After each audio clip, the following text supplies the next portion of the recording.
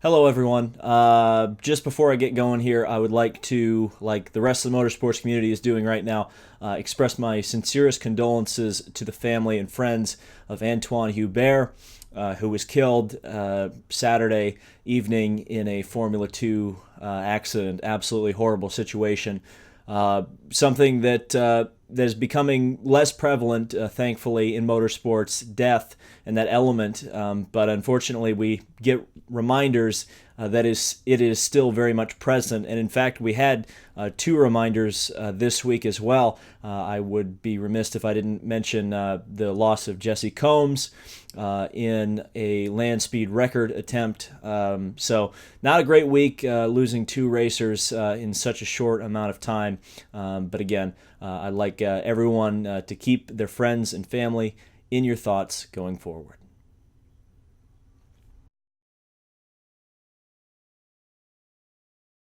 So, with only two races to go in the IndyCar Series, we headed to Portland International Raceway.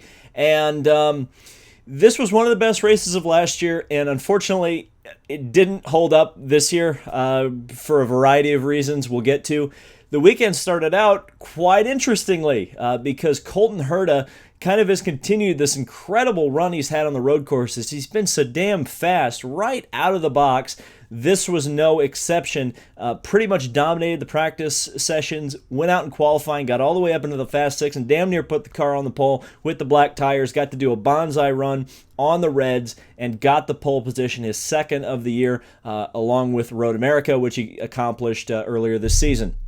Pretty awesome result for Colton. It's a shame that a lot of the rest of the season has not gone his way. And spoiler alert, this race wasn't that great, or at least it didn't live up to the potential that maybe qualifying showed.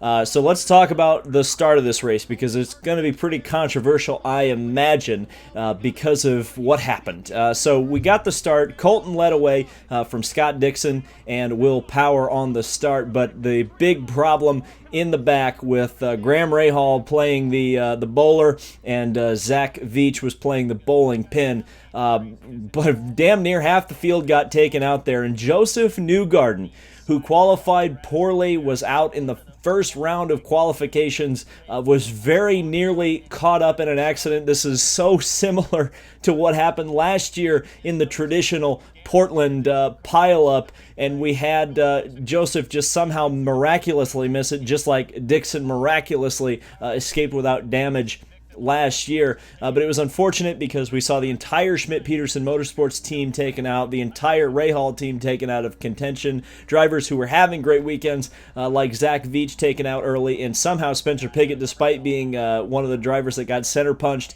was able to continue on. And then as well, championship-wise, you had Simon Pagenaud do a 360 and keep going, thankfully, from the perspective of having an exciting Laguna Seca. As many guys going into that race with a chance for the championship will make it a little bit more exciting. Graham, it's weird. One of my earliest IndyCar memories, or one of my most vivid ones, was of the 1998 Portland race. And like I mentioned, traditional Portland pileup. Greg Moore actually did a very similar thing to what Graham did, came right across and took a bunch of guys out, including the entire Newman-Haas team, kind of similar to what happened with Aero Schmidt-Peterson Motorsports today. In fact, I'm going to try to put these crashes side by side just so you can see how similar they were, or how similarly they played out. Here's something about that yellow that really grinds my gears, way more than Graham Rahal taking half the field out. Why did that yellow take over? I think it took 12 laps. Not nearly bad enough of a wreck to warrant that long of a caution. I know IndyCar yellows are notorious for being long, but really 12 laps at a two mile road course to clean up a couple of cars running into each other. Now, apparently, race control didn't have the order on the grid right, so they had to do a bunch of shuffling. But I just have a very hard time believing it took 12 laps. And when you have a first lap pileup, when you're on Network NBC, it's really, I don't think it's a great look. It's probably not great for TV ratings, and it's not great for the paying customers to have that long of a yellow. I mean, to be honest with you, if a yellow is warranted for that long, and I'm usually not a person who advocates for abusing the red flag, but God almighty, throw the red flag. I would rather see, laps under green rather than, a few, like 10 laps under caution. I thought that was just ridiculous from that perspective. And then we had yet another crash on the restart. Well, it's a couple laps after the restart. But Ryan Hunter-Reay, pretty out of character, raced Alexander Rossi, who was running for the championship, super hard. Drove him almost into the grass, and then Ryan just completely missed the corner and took Jack Harvey out of the race. And Jack Harvey was such a great story with the Meyershank Racing Team, running up in the top 5 and getting absolutely victimized by Ryan Hunter-Reay. It was really a shame to see that. And it was very surprising, like I said, from Ryan Hunter-Reay. I mean, you just don't expect it from a guy who's won an Indy 500, won a championship, and has been in the sport for that long. Now, he apologized pretty profusely on Twitter, so I'm not going to ride him too hard on this. I mean, I guess the only thing you can really say is this was a case of the red mist. But looking at the way the rest of the race played out with how many mechanical failures and just other errors that took drivers out of the race and out of contention, I mean, you think about where Jack Harvey was, he was second. I think he was right behind Power at that point, so he's 4th on track. That's second place if everything turns out the way it did at the end of the race. So, man, I bet the Meyershank people are just pulling their hair out as a part-time team, outdoing their factory compatriots at Aero Schmidt-Peterson, and then getting taken out like that. Oh, frustrating. So Colton Herta this whole time had been leading the race, but was under immense pressure from Scott Dixon. And unfortunately, according to Brian Barnhart during the broadcast, there was a couple of lockups from Colton early on that ended up making his red tires, wear a little bit longer or a little bit harder than Dixon's or any of the drivers behind Dixon. And Scott was able to get around Colton, and then his tires just completely fell off the cliff, fell way back, and into the clutches of guys like Alexander Rossi and Felix Rosenquist. And unfortunately, because they had to pit kind of off sequence, off their strategy even that they had laid out before the race had even begun, it really threw a monkey wrench into just absolutely everything in terms of Colton's strategy. And again, I mean, it's very similar to what happened at Road America with, bad strategy. Unfortunately, I mean, yeah, Colton locked the tires up. I mean, that's a driver error there, not taking care of the tires. But at the same time, I think the team manager, the strategist, they have to make adjustments to make sure the guy is on rubber that he can drive with. You just don't know how the yellows are going to fall. And again, kind of the way the race played out, who knows? If you get him in before the tires go off a cliff, he might have been able to maintain the lead or at least stay up in that lead pack, and he wouldn't have had to do so much clawing back up through the field. Again, hindsight 2020.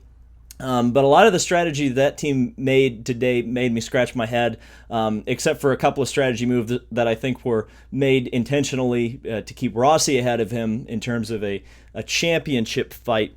But Dixon, it looked like he was going to run away with this race. But no, it was not to be. The electronics gave up in his car, and for the second race in a row, Scott Dixon has a mechanical issue that takes him out of a race contention. I mean, it's wow. You don't expect that, from Scott Dixon to see him laps down or out of contention, especially when it comes to crunch time in the championship.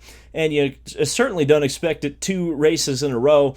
And unfortunately, that's really going to eliminate Dixon from the championship hunt. And I think someone tweeted at me that Scott has not won consecutive championships. Oftentimes he will slump traditionally the year after a championship. I wouldn't call this year a slump by any stretch of the imagination for Scott Dixon, but it looks like the championship is out of his grasp at this point heading into Laguna Seca.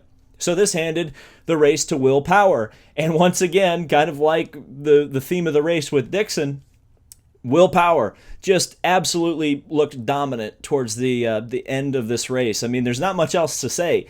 Felix Rosenqvist looked like he was going to challenge him there while Power was on black tires, but Rosenqvist was on reds. But Power kind of staved off the charge, and once the red tires gave up on Rosenqvist, he wasn't able to do anything. Obviously not nearly as dramatic as they'd gone off on Herta's car, but you did see that difference again. And it looked like Will was going to steam on to victory. Oh, but that wasn't counting that Santino Ferrucci, old Santucci. By the way, this was the crazy thing about this. So Santino Ferrucci has an electronics problem very similar to Dixon. There was a bit of a question whether or not that's something across the Hondas. We'll have to wait and see whether or not that's the case. But he ground to a halt right on the main straightaway, brought out a yellow, and looked like it was going to give us a shootout. And it comes on the anniversary of Paul Tracy's famous flub of Santucci, giving him that nickname. And it's the same track, Portland, and almost the exact same situation. I think he ran out of fuel last year. This is an electronics issue this year. But I just kind of think it's funny that the Santucci situation happened again without Paul Tracy saying Santucci. And rather, I think Paul's a little more interested in praising Santucci every 5 seconds. But that's a whole nother thing, and that's a Twitter conspiracy, and we won't get into that. The other Twitter conspiracy we need to talk about was whether or not this was going to be Will Power losing this race because of this. But no, it wasn't. Will Power got an absolutely, a dynamite restart. I mean, this was a great restart, and I don't want to say anything too bad about Felix Rosenqvist, but he smoked Felix Rosenqvist on this restart. Really did a great job to get that car out front. And Will Power goes to victory lane for the first time this year in a full-length race. Of course, he won the Pocono 500 in a rain-shortened event. So the second win of the season, and Will Power looking like the old Will Power once again, rather than the 2008, 2009, 2010 Will Power that was a little bit mistake-prone. But again, he's a driver with one race left that isn't in championship contention. But again, nonetheless, looking good at the end of the season. And I guess that's what you want to do heading in to 2020. So let's talk about that top 10. Like I said, Will Power, winner, did everything right. And, again, looked like the old Will Power, and that was really fun to see. Felix Rosenqvist, again, a stellar road course performance from him. Again, he's a driver that I can't wait to see develop next year. I think he's already signed with Ganassi, so there's no worry there that he's going to get Ed Jones. He's going to get another year to develop, and I think with another year under his belt, going to these tracks, I think he is going to be very potent going forward. Third was Alexander Rossi. Championship-wise, it wasn't exactly what Rossi needed to do, but it keeps him in the hunt. I think he's something like 44, 46 points back. It's not a huge, or it's not a. Let me put it this way. I think Newgarden has got the best chance to win the championship. Rossi is just going to need a lot of luck to be able to do it, even with double points. It's a very high uphill climb. Fourth was Colton Herta. Probably should have had third, like I said. I think they called some strategy and gave him some team radio to keep him behind Rossi in the championship and keep him ahead of Newgarden, because he was kind of the buffer between Newgarden. But again, a solid race for Colton. He got a finish. Again, that's something that team has just struggled with throughout the season, and it's fourth place and second highest Andretti car. Newgarden in fifth. I think it really is Newgarden's championship to lose. I think it would be a big shock if Joseph does lose the championship, because there has been a couple of mistakes. There have been a couple of accidents this season. But I think over the majority of the championship, I think he's been the strongest, most consistent driver.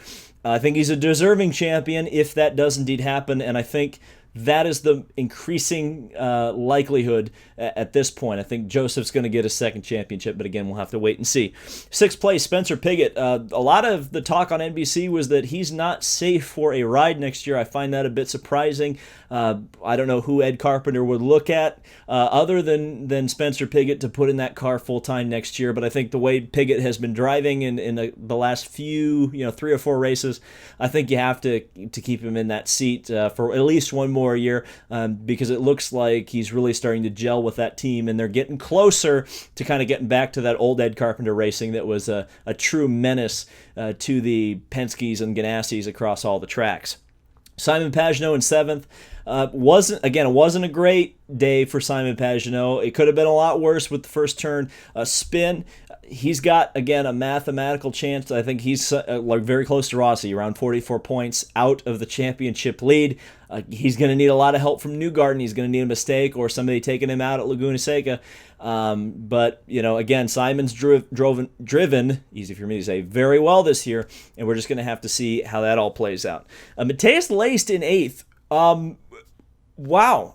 Now, I know he benefited a lot from misfortunes of others, but again, an AJ Foyt top 10, that is a good thing. It just recently came out that they're going to lose their full season primary sponsorship of ABC Supply for next year, so it's good to see that team starting to creep back up into the top 10 for next year. Hopefully they find a full season sponsor, but as Robin Miller reported, they're going to be full-time regardless whether or not Matheus Leist and Tony Kanaan are the drivers.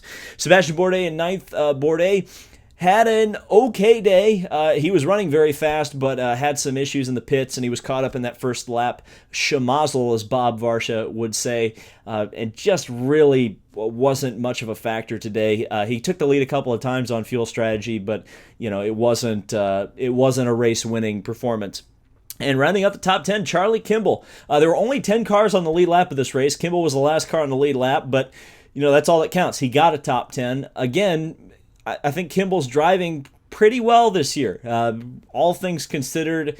Now, when a driver like O'Ward or Daly has gotten in a Carlin car, they have looked a lot better than Charlie, no doubt about it. But Charlie has been solid. I think the Gateway controversy with Piggott aside, he hasn't really been involved in much of any controversy, and let's keep in mind, he was the only Carlin car to qualify for the Indy 500. The rest of them were out of the show. So I wonder what will happen with him next year. I think the Carlin seats are going to be the most interesting all the way through this offseason, figuring out exactly where drivers are going to slot in to that team. So, championship in Laguna Seca a couple weeks from now. We got the Brickyard 400. Burnout on the bricks time coming in between then. I don't know. I don't know what's going to happen. I do know what's going to happen. I'll make it's a bold prediction, but I think Newgarden's got it. I think the points deficit that he's built between him, Pagenaud, and Rossi is big enough that I think he's going to be able to hold on for his second championship. And good news for merchandise fans, it means somebody's going to run the number one next year, even if Rossi or in fact, all three of the drivers probably going to run the number one if they get it, so that's a good thing. But I think it's going to be Newgarden. Rossi just hasn't done enough, and that Pocono crash really, really hurt him championship-wise, especially considering how good he was or has been at Pocono in the past. That did him in for the championship, and I just don't think Pagenaud is going to be able to finish in any position to gain 44 points on Joseph. But again, the first time at Laguna Seca since 2004, I think. So that's going to be fun to see a return there. And I can't wait to talk about it. Thank you guys so much for watching. This has been David Land on YouTube. Subscribe for more motorsport content, and I will see you in the next video.